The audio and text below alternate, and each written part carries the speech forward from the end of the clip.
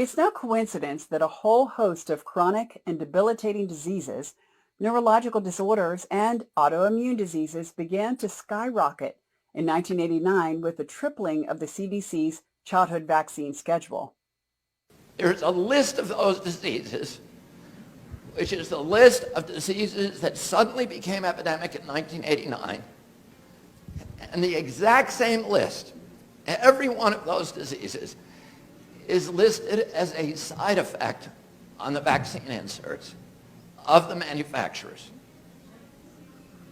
So, and by the way, the 20 top-selling pharmaceutical drugs, those four manufacturers, are drugs that are marketed to treat a disease that is listed as a vaccine side effect on their own products.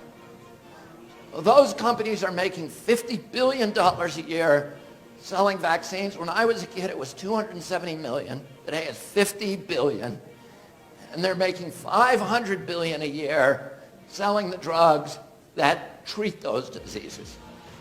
And they have gotten us into this mass psychosis where we have accepted this Satan's bargain of trading a few harmless, self-limiting childhood rashes, measles. I'm a measles survivor, right? Thank God. Chicken pox. Everybody got it. Mumps, rubella. Nobody cares. All of those diseases, we've traded those diseases, which are pharmaceutical. You know what the treatment for measles is? Vitamin A. You think you can patent it? No.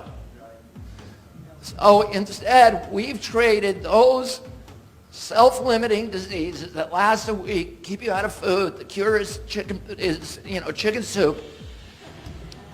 And we've traded those for a series of chronic lifetime illnesses that have our kids on diabetes medication, on arthritis medication, on ADD, Adderall, albuterol inhalers, Advair inhalers, EpiPens, all of this crap, which they are now addicted to for the rest of their life. And those same pharmaceutical companies have turned them into permanent consumers of their high-priced products. They had a perfect business model that is not good business for America. And someone, whatever side of the aisle they're on, needs to get that. And if they don't get it, they don't get the vote. They don't get voted in. And that's it. And nothing else matters. This is the issue.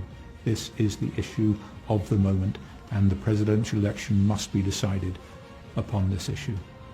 I believe that vaccine freedom and the vaccine injury and everything we've talked about today should be at the front of every single candidate in the 2020 election for any race in any city, any state, and certainly at the presidential level. I think vaccinations is the most important discussion, period. I was a progressive liberal my whole life. I grew up in Boulder, Colorado. I'm an environmentalist. I think that we are polluting our air and our water and our food supply and the earth, and I think we should care about that. Our children have to grow up in it. But right now, for my friends that are arguing with me that, I'm just going to vote for the Democrats because they care about the environment, unfortunately right now, Democrats, as a pillar of their party, are going to push forced vaccinations for all. It's essentially the writing's on the wall. And so I say to them, I get it. The earth is a problem. We should be looking at it. I don't want polluted air and water. But we're talking about the very elements we're trying to keep out of our air and our water and our food being injected directly into our bodies. If you just let your family members know and to wake people up and also to wake up our younger generation, that they be aware. I think that's what's really going to make this difference, is that the next generation is aware of what's going on. And once we start that momentum, I don't think there's any stopping it.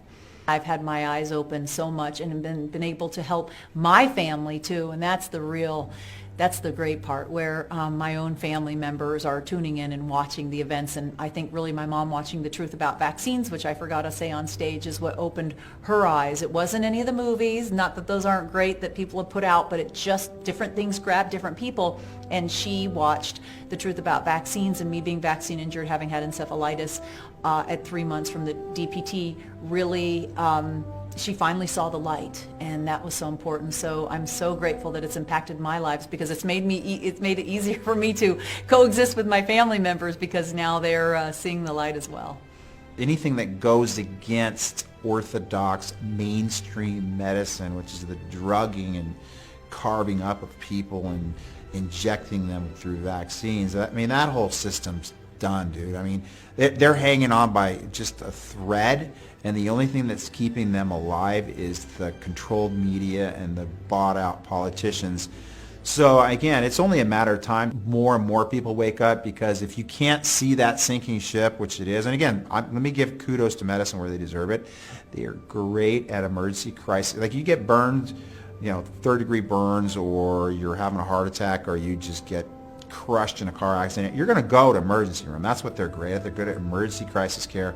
But they should stay the heck out of healthcare, because they have nothing to provide health to anybody. And that's why they're so desperate right now. And that's why you see all these measures of censorship, because they know they're losing the game, because there's no way you can perpetuate this myth anymore. It's just, it's done.